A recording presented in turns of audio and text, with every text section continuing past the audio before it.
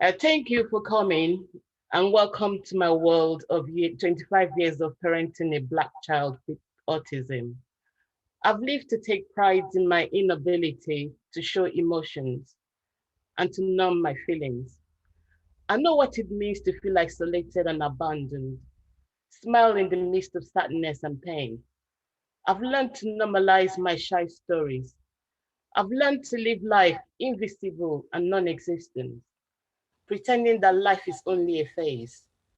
Over the years, I developed autistic tendencies, living it to understand it. It does get gloomy sometimes, and I do get moody. Just like every human being, I had to be optimistic and take every step in affirmation that it will get better. There are times that I had to be woken up by life idealism and embittered by autism, parading itself like a miniature god. Not from the prognosis, but professionals and society behavior. All in all, I've made life choices to be strong, realizing that the world is waiting to unveil my son's destiny and explore his talents despite the society desire to mask it and make it non-existent and meaningless. I used to live in guilt, thinking that I would do much more, but I've been broken, shattered, and left helpless by the whole system. I've been given the responsibility to ensure that his destiny is not thwarted by events of life or society behavior and stigma. I've nurtured him in full submission to nature's expectations, and I'm glad that autism is not attributed to nurture, but nature. Otherwise, I would have been living in dilemma and self-blame.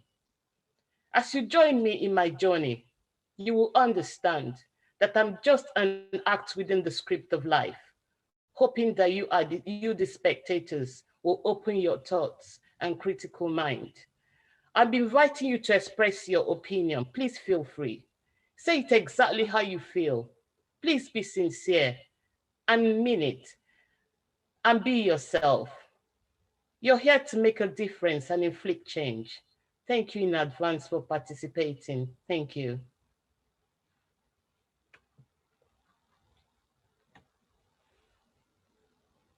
I'm going to introduce this young man, and I hope everyone can see him.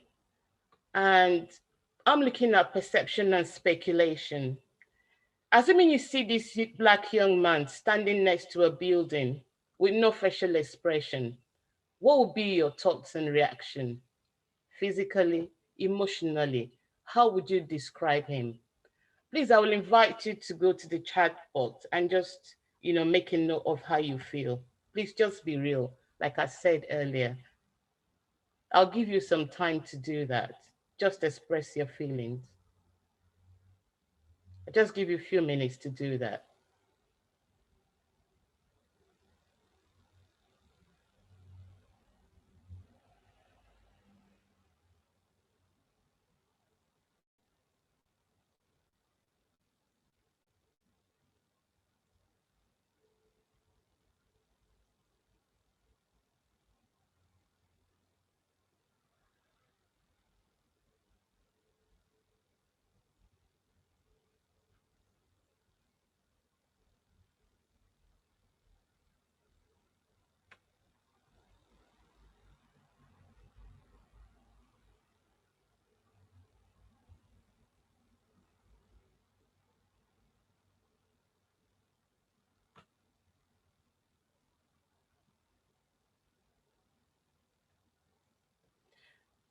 Now, what we've heard is your perception and speculation. Now, let me invite this young man now. This is the case note about this young man, Mr. JJ. He's a Black male. He's 6'2" and medium build. He's missing from home. He's 24 years old. He's diagnosed with autism. He's selectively mute, hypersensitive to noise. He suffers from anxiety, struggles with social cues on antipsychotic medication. Why is he on antipsychotic? Why is he on psychotic medication? I will also invite you now to go to the chat box and write, why should this young man be on psychotic medication? Do you think he should be there? Do you think she should be taking it or not? Please, I invite you to write what you feel.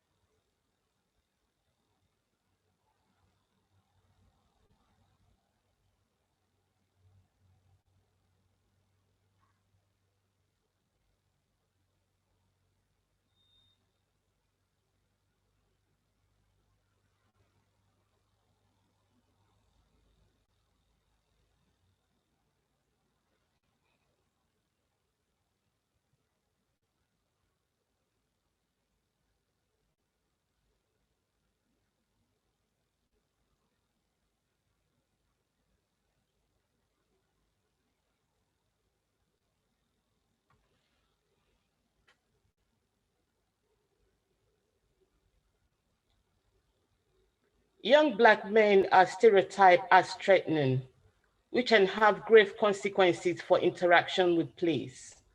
According to Guardian, young Black males in London were 19 times more likely to be stopped and searched than the general population.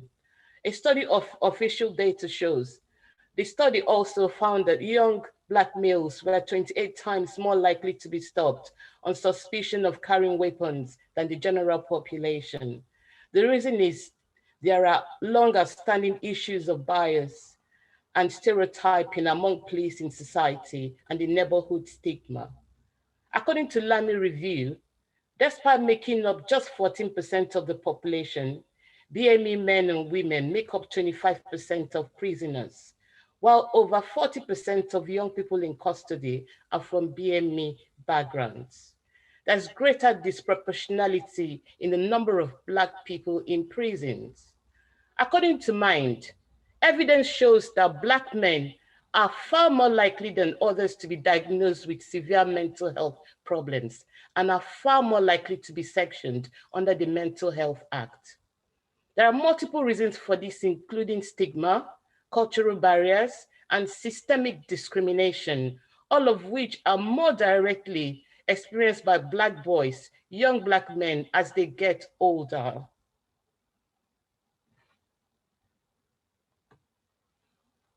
Being tall is intrinsically good for men, but not the Black men. White men and a Black woman, white men and a Black woman may benefit from being tall. So for this group, height is admirable. For the Black man, however, height seems to be a constitutive barrier and a negative physical attribute. How can we downsize these people to make them more tolerant, acceptable, and accommodated, so that the society will not find them threatening, but they can be integrated within the society and thrive? Black and autistic. The label autistic and super talented or gifted does not come with Blackness, but other co-occurring conditions and issues such as mental health, behavior of concern, and mental retardation. The Black male is not perceived as intellectually, but physical well-built. This attitude towards him could be read as, could anything good come out of being a Black male? Fortunately, the world of rap, singing, wrestling, and boxing could grant the Black male an audience in the podium of accomplishers, or even give him an edge over the white privilege. So where do we go from here? Does it mean that Black men who are autistic are invisible, their talents are maxed and meaningless? So how do we expose them? How do we give them that exposure so they can thrive? The professional stance. It's not just about being Black, but being driven into regression by professional prejudice and stereotype. What has been the outcome from these professionals interacting with Black autistic male? Have they made much difference? Have we moved forward? Have we made an impact? Have we had young Black people who have moved from special needs schools into colleges and universities? Have they gone on to have professionals, reputable professions, or still stuck in care homes and just trying to manage to exist? Emphasis on a safe environment, void of threatening from clients with intimidating physical features.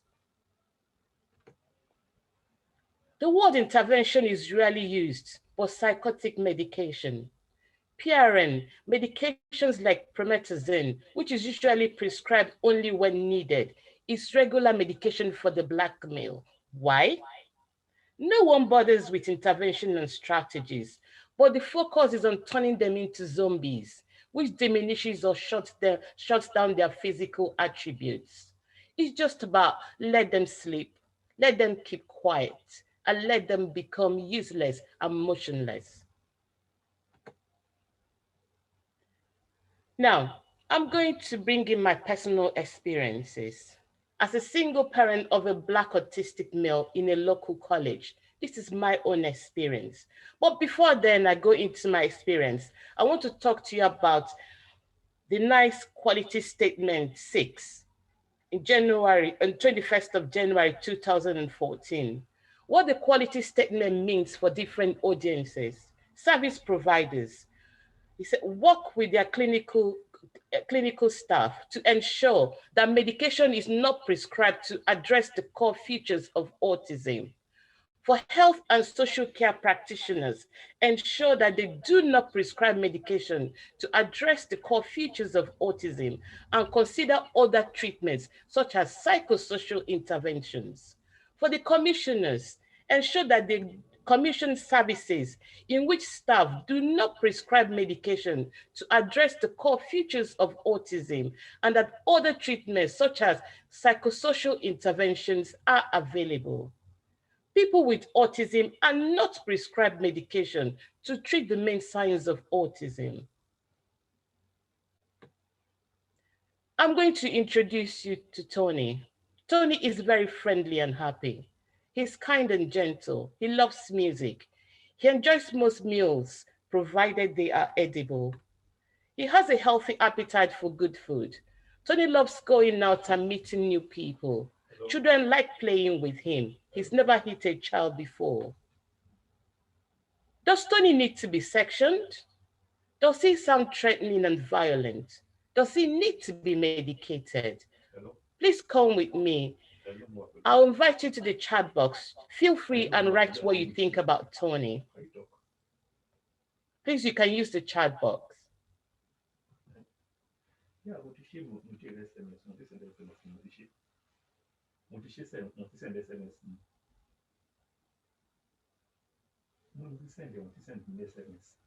Now, before you use the chat box, I'll go further to tell you my experiences within the school setting. Yeah, what I did was I had so many situations with the school, which I'm going to bring later on. What I do at home, because I always believe that the mother is an expert, but within the professional setting, like schools, colleges, care homes, the mother is insignificant. Her role is diminished. Her role is irrelevant. But I believe that the mother is an expert in many ramifications. They know their child better than any other. Tony is always offered a choice at home. He's treated age appropriately. He's respected. We say, please, thank you, when addressing him. Sensory lights are used at home. We are mindful of TV volumes. He goes for a drive in his car. Sugar is reduced. He drinks a lot of water and sugary drinks are discouraged. He's encouraged to be independent. He's taught to understand his body and be in tune with how it functions.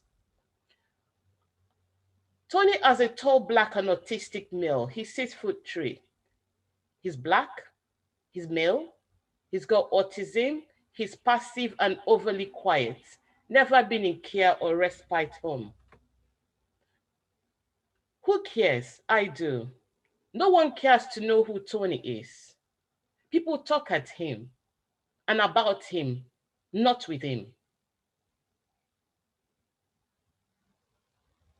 The color is recognized than his diagnosis. People see him as Black. They don't see him as, firstly, as a child with autism or a young person with autism. Disembodied autism, no one cares about his sensory needs, how his body functions. People fail to understand that Tony has a body and this body moves. This body has his needs. Within this body, there are senses in it that he uses, his ears, his eyes, his sense of touch, his sense of smells. These are very, very important.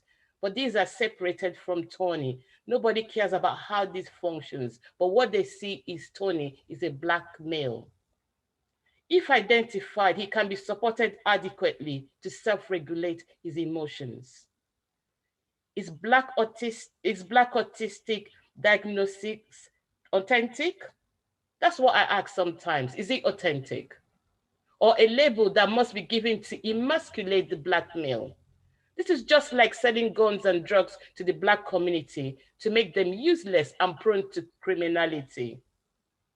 Do we consider the spiritual view that externalizes autism?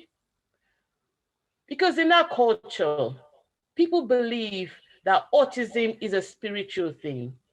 They are possessed by evil spirits. They come and they go. They externalize it. So do we believe that this is the case, that autism is externalized? We have to externalize this, then internalize it. What is the professional modus operandi for the Black male? What ways have they discovered it's best to work with them? Or are they just carrying on and letting them be? Let them have their physiological need. Their self-esteem does not matter at all, not to talk of going further to self-actualization. Now, I'm going to go back to tell you about my encounter with the school teacher. His needs were not taken into consideration. School felt his needs could be easily managed in a complex setting. Hearing about Tony, do you think his needs are complex? Or do you think because he's Black, that makes him complex? He was placed in a class where most of the students were mute with sensory needs, but he had a voice. But he was meant to be selectively mute. Meanwhile, he has no problem with his communication. These young people were very loud due to their needs. Prior to being in the class, Tony was not sensitive to noise, but he developed hypersensitive to noise because of the needs of the young people in class. He could be moved to a better class. He could be moved to a class where people are functioning just exactly like Tony, but he had to be taken to the lowest class where people are low functioning with a lot of needs. My son subsequently developed sensory needs. He hit himself hard to block out the noise from the other young people. He damaged his earlobe.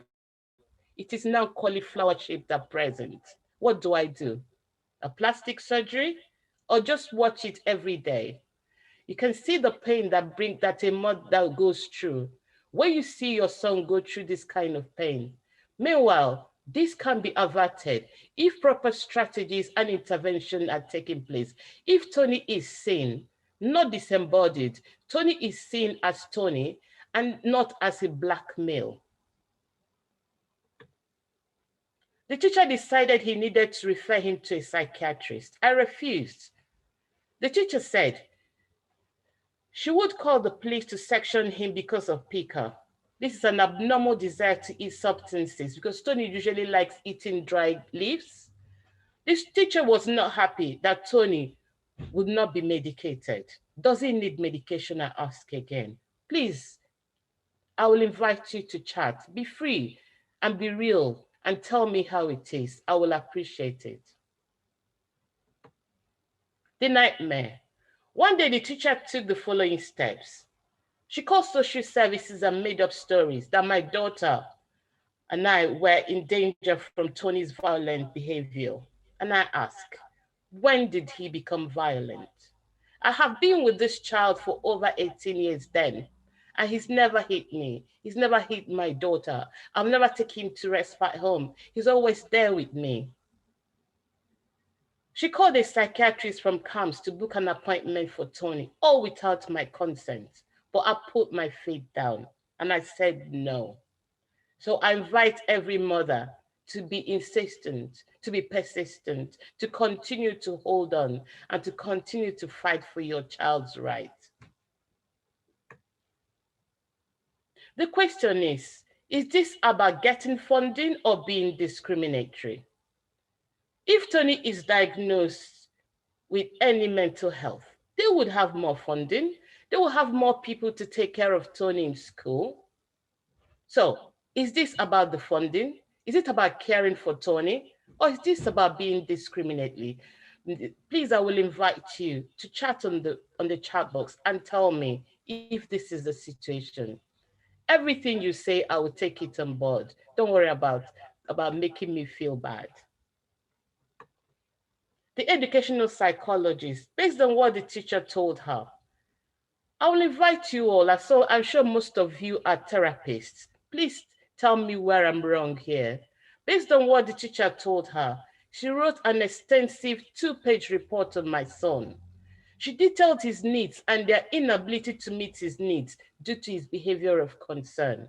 And I asked, have you seen Tony? Have you seen this subject that you were able to write detailed information on?